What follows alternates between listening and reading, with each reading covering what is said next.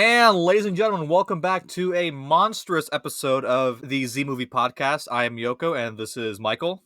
Hey, I'm Michael. We're talking about Godzilla versus King Kong Woo! today. Yeah, it's going to be a big one. This one, it's a rematch that I've been waiting for most of my life, and honestly, it's a movie that I didn't think would ever happen. Yoko is deeply invested in the kaiju verse. You're a big Yes. fan of Godzilla movies, kaiju movies. I'm mostly ignorant of these things, so I'm going to spend the episode coming up with different nicknames for Godzilla and King Kong.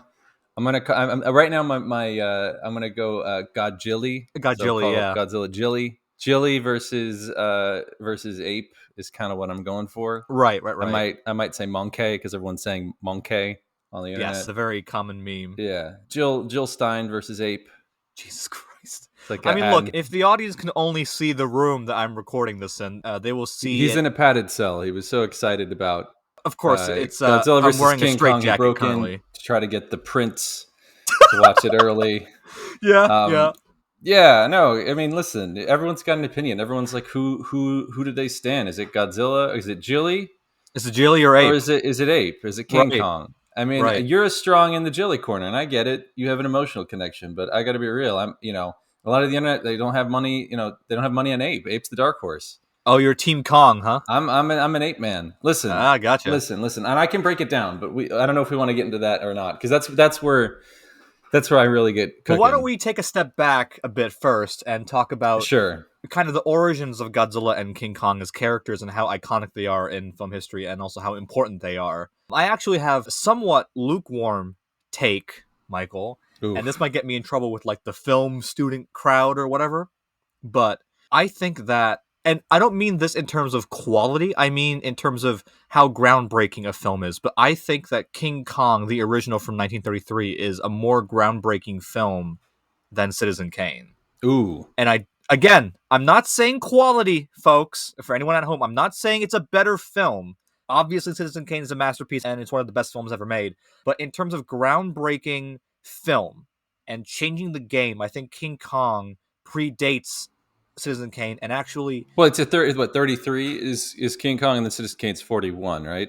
Yes, correct. So King Kong actually developed so many things that we in filmmaking now use, and it made all the stuff from scratch. And King Kong, in my opinion, because it's a monster movie and a sci-fi fantasy film, even to this day, still doesn't get the respect it deserves. What's a groundbreaking like drama from the early 2000s, like a really quality, like small, quiet movie? Let's from 2000s. I don't know. There Will Be Blood is maybe a little late, but like something of that ilk, something like Schindler's List or There Will Be Blood, or something that's like very somber and quiet.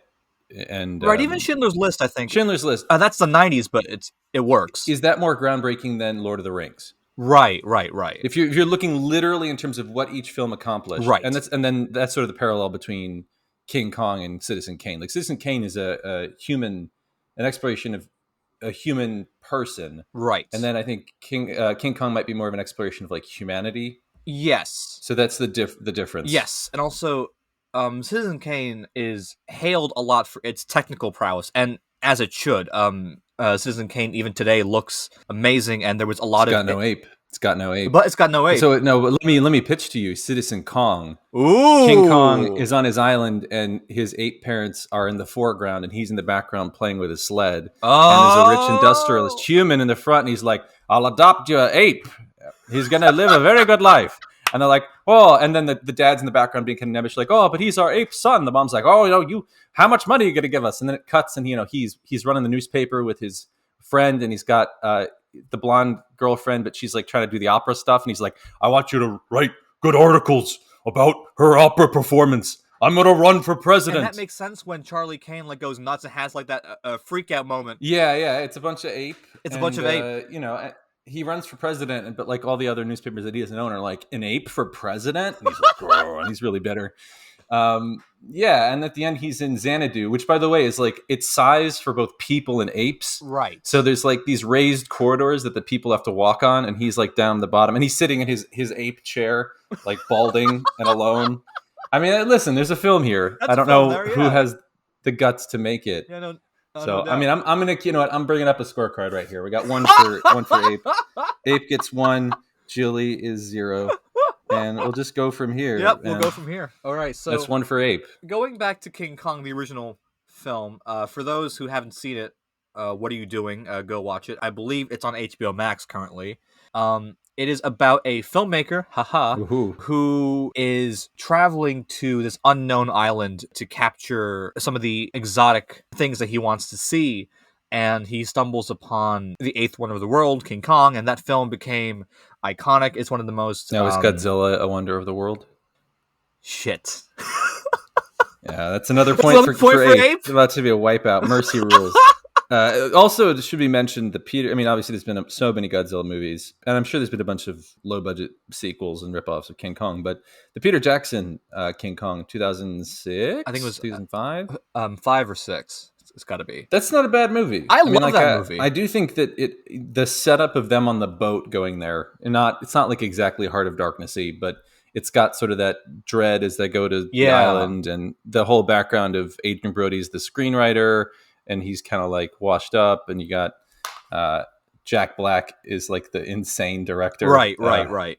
I think that's a quality film because it really shows Peter Jackson's love and affection for the original film, and it's actually, at that time, was the only Kong film that was a period piece until Kong Skull Island came out. But that was set in the 30s because the original was set in the 30s. That film, I think, is a perfect example of a remake and a reimagining done right, and respecting the original source material and respecting what the original film wanted to do and what the original film wanted to make audiences feel. And I really feel Peter Jackson's admiration and respect for the original a lot in that remake. Yes, that is a fun movie, and I think the period piece aspect lends a lot to it. I think that's one of the funs you have. It's sort of like weirdly a Hollywood period piece. Right. Yeah, it is. Yeah. In the way that like Hail Caesar or whatever. Right. That's part of the draw. And then you go to the island and things get kind of crazy. I don't know if I was like super into like, here's 1,000 lizards. You know what I mean?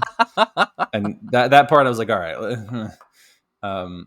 But good use of Jack Black, man. Like he obviously is not playing, he's playing like a comedic-esque character, but a darker one. And he usually just plays like silly buffoons, but like this is not a bad use of Jack Black. That's actually one of my favorite Jack Black performances. Actually, that's a very good performance. Talking about Godzilla versus King Kong, just in case you were. We'll get back on track here.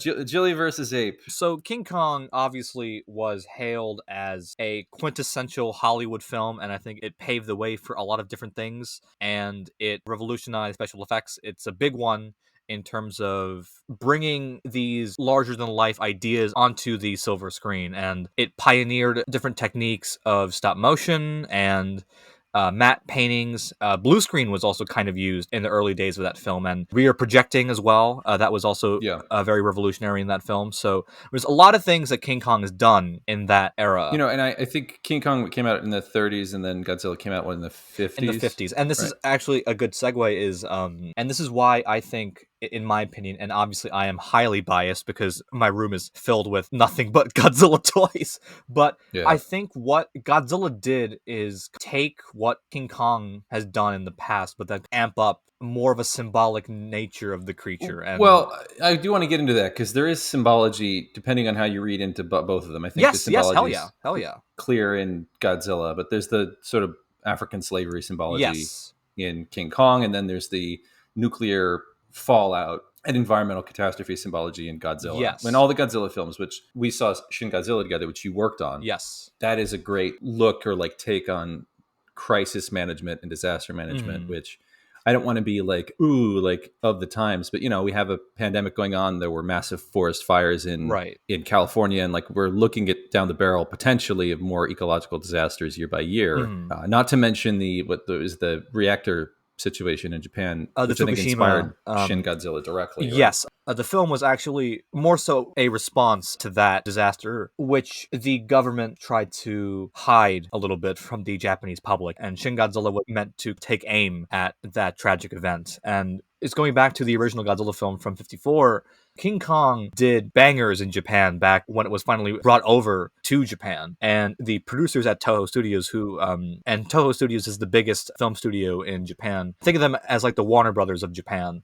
they wanted to create their own monster film, and then they were trying to figure out what story they wanted to tell. And soon later, a boat was irradiated by the H-bomb tests at Bikini Atoll, and that scared the Japanese public once again, and the fear of nuclear Armageddon started to bubble up, and that's what inspired Godzilla. And for those who haven't seen that first Godzilla film, Godzilla is definitely a hard look at a country that has gone through a nuclear disaster and has gone through what the atom bomb has done. And it's a story not much about the monster, but about how science and scientific achievement can bring about the worst in mankind. And that's kind of the message of the story. And unlike King Kong, Godzilla, because they had a much lower budget, actually the director and producer, they wanted to go with stop motion because they loved King Kong so much, but because they knew that stop motion would cost a lot of money and take a lot of time, they went with a ulterior solution where they created a rubber suit. Yeah, famously the guy in the rubber suit. Yes.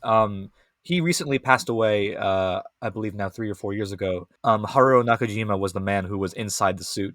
And I do want to say, for those people who kind of lampoon it's the guy in a rubber suit, I will say, if you do your research, you know that for every Godzilla film, and I don't know if you know about this, Michael, but in every Godzilla film, the people who are in those suits risk their lives to make those movies, because Haruo Nakajima, for the first Godzilla film, he was electrocuted, he was burned, and he nearly drowned in the suit, and the suit weighed over 200 pounds.